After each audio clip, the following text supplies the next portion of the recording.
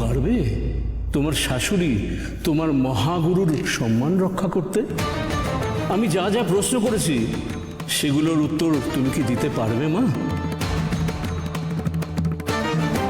হ্যাঁ স্বামীজি, আমি পারবো কেন। ছোট্টু যে কোপ ঢাক পিটিয়ে নিজের বিদ্যে জাহির করার ধান্দা, ওকে কিছুতেই কথা বলতে দেওয়া যাবে না।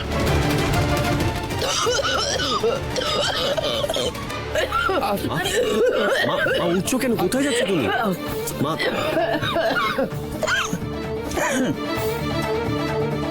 শাস্ত্র নিয়ে তর্ক করা ছেলে খেলা নয় বিনু। এইসব করে আমার মুখটা পুড়িও না। এটা কি পারিবারিক আড্ডা খেলা? সপরিবারে নাটক চলছে এখানে? হ্যাঁ ঠিকই তো, নাটক চলছে এখানে। কি অবস্থা, কি অবস্থা! আমি কিন্তু উত্তরের অপেক্ষায় আছি মোহিনীমা।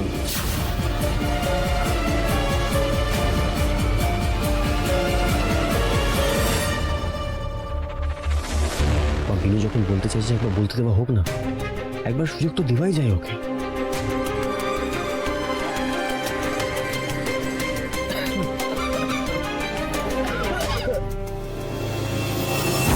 যা ধর্ম সংকটে পড়েছি, এখন মিনুর ঘাড়ে চেপে নদী পার হওয়া ছাড়া কোনো উপায় নেই। বিজয়ানন্দ স্বামীজি, আজ আমার হয়ে সমস্ত প্রশ্নের উত্তর দেবে আমার পুত্রবধূ বিনু।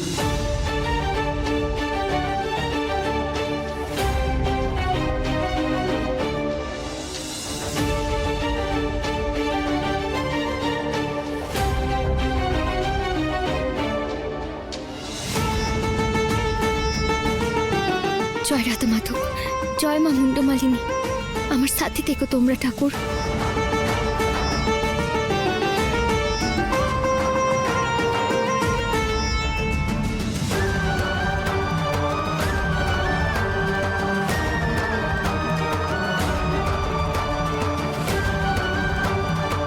স্বামীজি, আপনি তখন বললেন এই বাটিটোতে যে দুধটো আছে তাহাই শ্রীকৃষ্ণ। এই দুধটো থেকে আমরা দই পাই, তবে দই থেকে কখনোই আমরা দুধটো পাই না। এই উদাহরণটা দিয়ে আপনি এটাই বোঝাতে চাইলেন যে শ্রীকৃষ্ণ থেকে মা কালীর উৎপত্তিটা হয়, তবে মা কালীর থেকে কখনো শ্রীকৃষ্ণের উৎপত্তিটা হয় না। তবে স্বামীজি, এই দুধটোর যোগান তো গোমাতাই দিয়েছেন বটে, তার মানে তো শ্রীকৃষ্ণের জন্মটাও মাতৃরূপ থেকেই হয়েছে। আর এভাবেই তো আপনি আপনার যুক্তিটা কাটালেন, তাই না?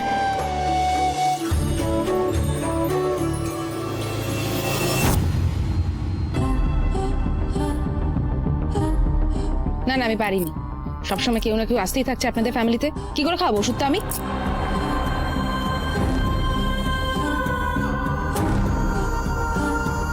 আচ্ছা আচ্ছা ঠিক আছে, আমি জলের সাথে মিশিয়ে খাইয়ে দেওয়ার চেষ্টা করবো। এই শোনো কাকাই, একে তো আমার ঘাড়ের উপর সমস্ত দায়িত্ব চাপিয়ে বাড়ি থেকে বেরিয়ে গেল, বারবার ফোন করে আমাকে তো আপডেট চেও না। তো যদি বেরিয়ে না গিয়ে তোমার নিজের বাড়ির লোকজনদেরকে একটু সামলাতে, তাহলে আমার একটু হেল্প হতো।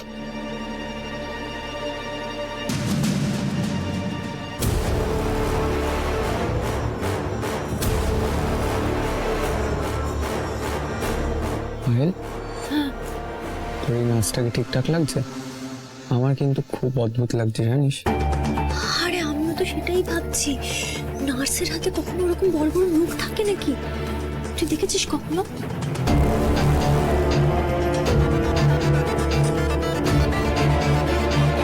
কথাবার্তাটাও কি অদ্ভুত রকমের বলে না? হ্যাঁ, আর দেখেছিস কত দামি একটা পাউচ ব্যাগ রয়েছে সামনে, কত দামি দামি কসমেটিক্স, আবার ইয়ারপডস।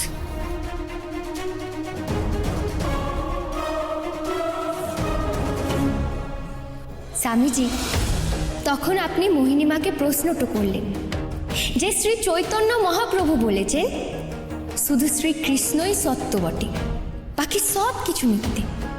তবে কি তিনি এই ভুল কথাটা বলেছেন? স্বামীজি, আপনি আমার অপরাধ নেবেন নাই, তবে আমার মনে হয় শ্রী চৈতন্য মহাপ্রভুর এই বাণীর মর্মটা আপনি আপনি একটু ভুল বুঝেছেন বটে। শ্রী চৈতন্য মহাপ্রভু বলেছেন, যে ঈশ্বরকে তুমি নিজের ইষ্ট বলে মনে করবে তিনি বাদে বাকি সব কিছু মিথ্যে বটে। তার মানে তাহার চরণে তুমি নিজের সর্বস্বটা নিবেদন করে দাও। ঠিক যেমন আমার ঘরে আমার বাবা মাই আমার ইষ্ট দেবতা, ঠিক তেমন অন্য কোনো মানুষের কাছে তার মা বাবাই তার একমাত্র ঈশ্বর বটে। আর এভাবেই তো সাধন ভজনটা হয়, তাই না স্বামীজি? এখানে তো কেউ বড় বা কেউ ছোট তো নয়। কেউ কেউ শ্রীকৃষ্ণকে নিজের ইষ্ট দেবতা বলে মনে করে, আবার কেউ কেউ মা কালীকে নিজের ইষ্ট দেবতা বলে মনে করে। দুজনেই যে একই রূপ বটে।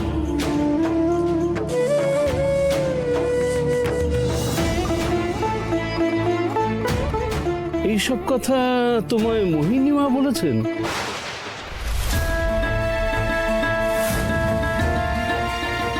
এই কথার কি উত্তরটা দিই মাধব? এই শিক্ষা যে আমি গোসাই ঠাকুরের কাছটা থেকে পেয়েছি কেনে, উনি যে আমার শাস্ত্র গুরু।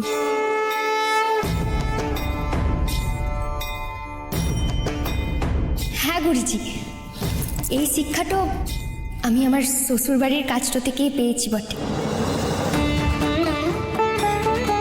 শ্রীকৃষ্ণ যেমন দশবতার রূপে লীলাটো করেন, ঠিক তেমন মা কালীও দশ মহাবিদ্যা রূপে প্রকাশটো পান। আর তাছাড়া শ্রী শ্রী রামকৃষ্ণ পরমহংস দেব তো বলেছেন বটে যে কালী আর কৃষ্ণ হলো অভেদ সত্তা, মানে একই ঈশ্বর দুই রূপে বটে। আর তাছাড়া আপনি শুরুতে বললেন না স্বামীজি যে শ্রীকৃষ্ণই শুধুমাত্র পরম ব্রহ্ম, তবে শাস্ত্রে যে লেখা আছে ব্রহ্ম নিরাকার, তাহলে আপনি কি করে বলতে পারেন যে ব্রহ্ম শুধুমাত্রই পুরুষ বটে বা ব্রহ্ম শুধুমাত্র প্রকৃতি বটে? তাও তো বলা যায় না। আসলে পরম ব্রহ্ম হলো উভয়ই বটে। একাধারে পুরুষ হিসেবে তিনি পালনটো করেন, আবার প্রকৃতি হিসেবে সেই সৃষ্টিকে লালনটাও করেন। তিনি কৃষ্ণ, আবার তিনি কালীও বটে।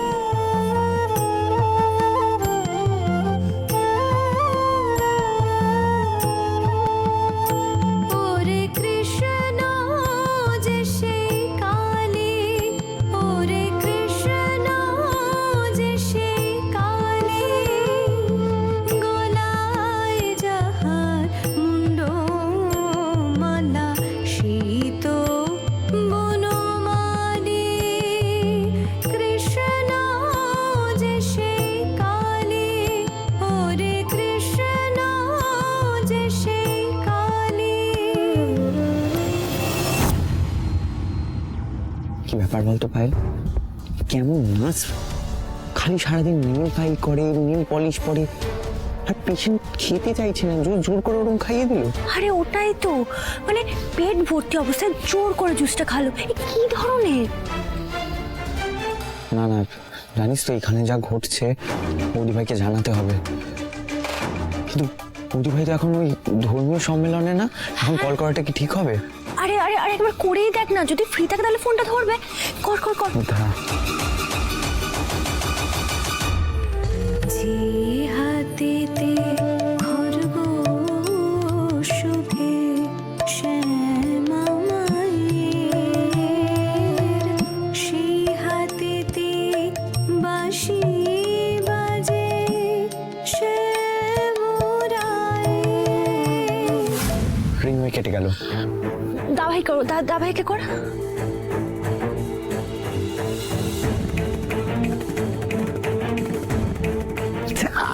পিক করছে, ফোনটাও লাগছে না, নেটওয়ার্ক নেই। ঠিক আছে ছোটদা ভাই, প্লিজ তুই একটু শান্ত হয়, এরকম অস্থির হয়ে যাস না।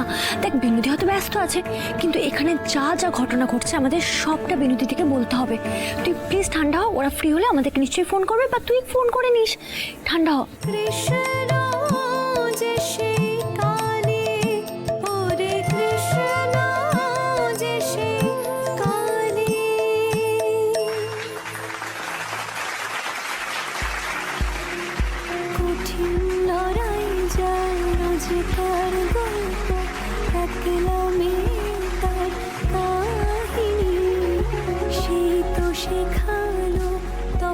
ধর্ম নিয়ে বিনুর এত জ্ঞান আছে কোনোদিন বুঝতেই তো পারিনি।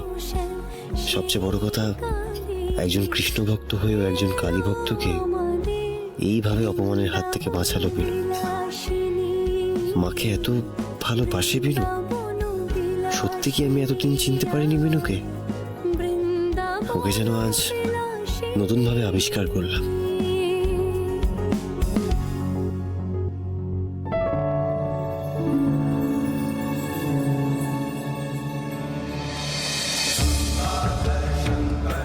মা, আজ আমি সত্যি তোমার কাছে হেরে গেছি, কিন্তু এই হেরে যাওয়াতে আমার কোনো দুঃখ নেই।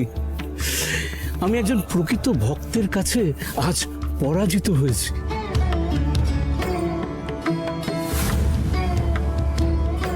তুমি ঠিকই বলেছো মা, কালী আর কৃষ্ণের মধ্যে কোনো বড় ছোট নেই। তারা যে অভেদ সত্তা, এখন তোমার কাছে স্বীকার করতে কোনো বাধা নেই।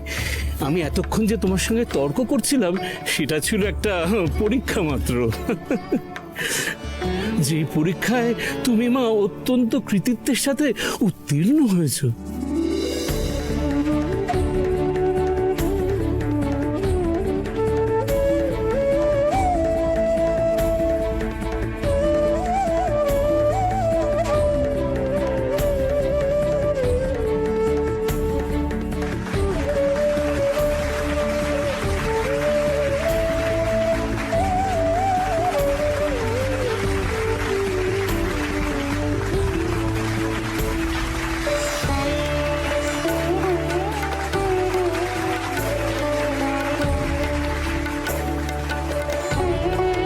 আজকের বিতর্ক সভার বিজয়িনী বৃন্দা গাঙ্গুলির হাতে আমরা পুরস্কার স্বরূপ তুলে দিচ্ছি 5 লাখ টাকা।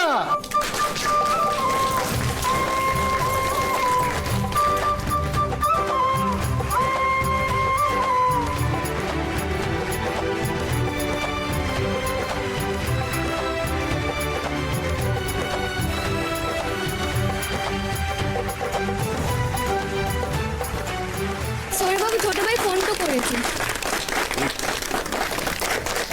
হ্যালো ছোট ভাই, বলো কেনে? হ্যাঁ বৌদি ভাই, কি বলছো? কিচ্ছু শুনতে পাচ্ছি না। তুমি একটু কোথাও সাইডে যাও, জ্যাজানকে নিয়ে খুব ইম্পর্টেন্ট কিছু কথা বলার আছে। কি গোসাই ঠাকুর? কি কি হয়েছে? কি বলছো? শুনতে পাচ্ছি না।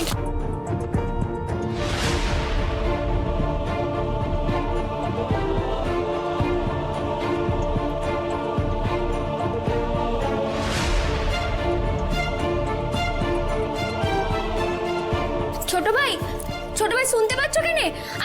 আমি বেরিয়েছি, বলো এবার কি হয়েছে? শোনো শোনো শোনো, আমি আর পায়েল একসাথেই আছি।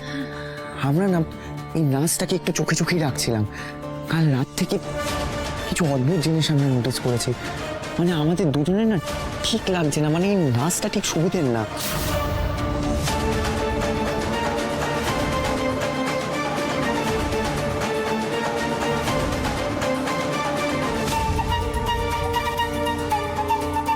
আপনি খাওয়াননি ওই স্যুপটা জ্যাজানকে? পেশেন্ট খেতে চাইনি।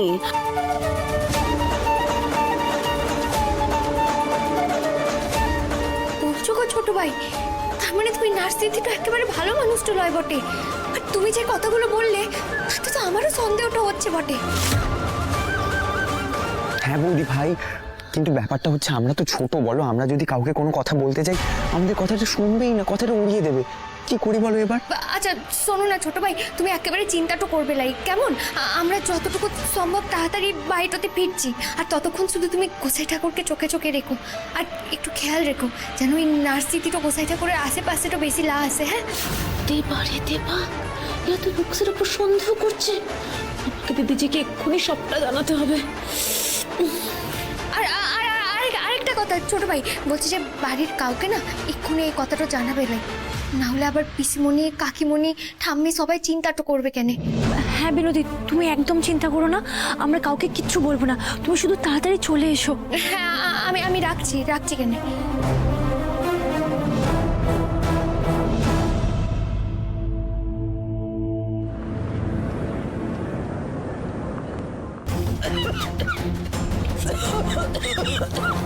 আস্তে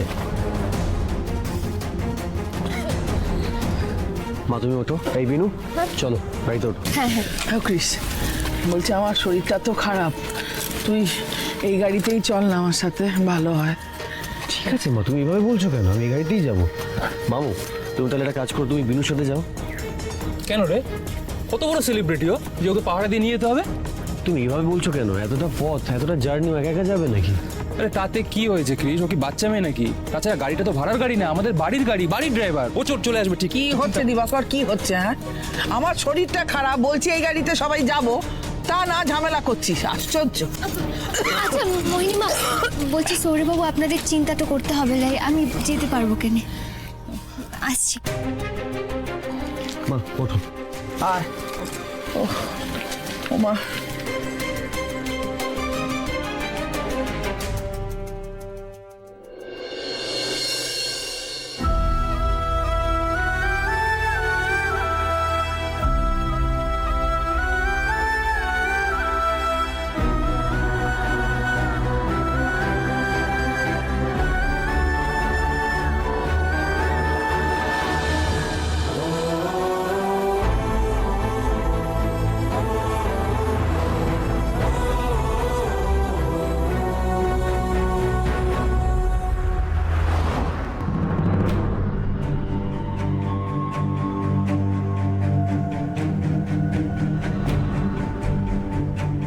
মামু এমন করলো বিনুর গাড়িতে যেতে বললাম বলে।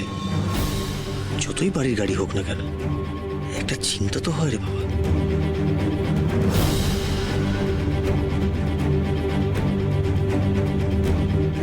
দাদা বলছি, পেছনের গাড়িটা কি আসছে, দেখা যাচ্ছে? এত পিছিয়ে পড়লো কিভাবে? তুমি কেন টেনশন করছো ক্রিস বেটা? যে গাড়িগুলো আসছে তার পেছনেই অত বিনুর গাড়িটা আছে, তুমি দেখতে পাচ্ছ না? অত টেনশন করো না, ঠিক চলে আসবে।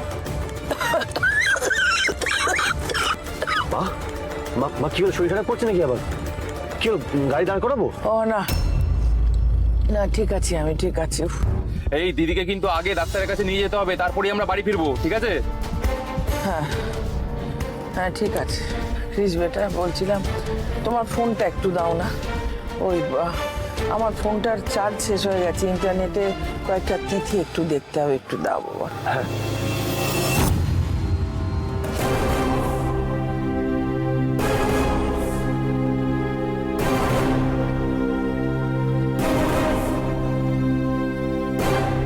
ক্রিসের ফোন থেকে বিনুর নাম্বারটা ব্লক করে দিলাম। এবারে বিনু মাথা করে মরলেও বিনুর ফোন থেকে কোনো কল ক্রিসের ফোনে ঢুকবে না।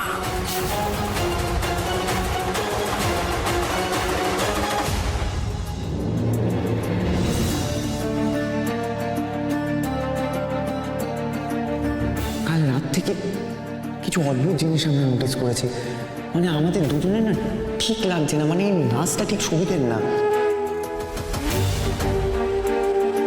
গোসাই ঠাকুরের জীবনটা থেকে বিপদের ছায়াটা যেন কিছুতেই কাটতে চাইছিলাই।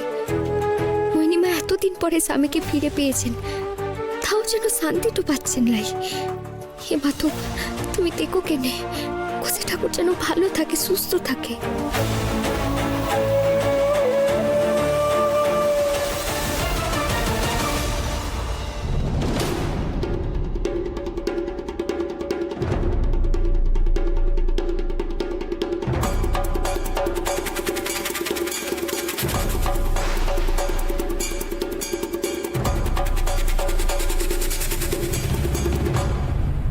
বলছি যে ড্রাইভার দাদা, এটা কোন রাস্তা বটে? কোনো গাড়ি ঘোড়া চলছে লাই? আসার সময় তো এরকম ফাঁকা কোনো রাস্তাটাতে আসিলাই। এইটা শর্টকাট রাস্তা ম্যাডাম, এইটা ধরলে তাড়াতাড়ি কলকাতা পৌঁছে যাবো। মহিমাদের গাড়িটাও তো সামনে লাই। শুনেন কেন ড্রাইভার দাদা, আমি এই রাস্তাটাতে যাবো লাই, আপনি বড় রাস্তাটাতে নিয়ে যান কেন? আচ্ছা ম্যাডাম।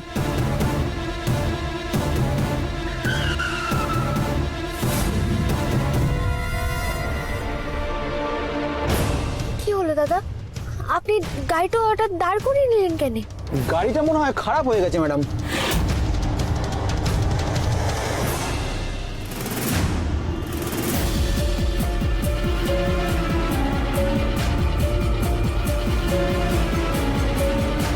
হয়েছে দাদা, আমাকে বলেন কেন? গাড়িটা তো খারাপ হয়ে গেছে ম্যাডাম। খারাপ হয়ে গেছে? বলছি যে আপনি সারাই তো করতে পারবেন না? না ম্যাডাম, এ তো আমার দ্বারা হবে না, মেকানিক লাগবে। আর আশপাশে তো কোনো গ্যারেজও দেখতে পাচ্ছি না।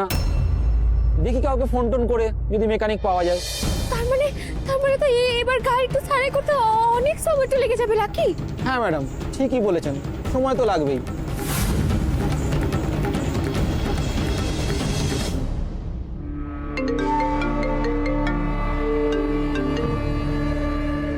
হ্যালো, কি করেছো তুমি বলো তো? আয়ুষ আর পায়েলে তোমার উপর সন্দেহ হচ্ছে কেন? কি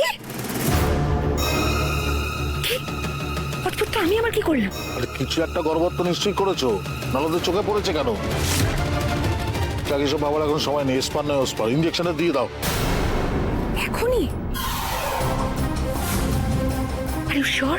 আশ্চর্য, আমি তাহলে বলছি কেন তোমায়? যেটা বলছি তাড়াতাড়ি করো এবং ইঞ্জেকশনে দিয়ে আমায় ফোন করো। ওকে ওকে ওকে, ঠিক আছে।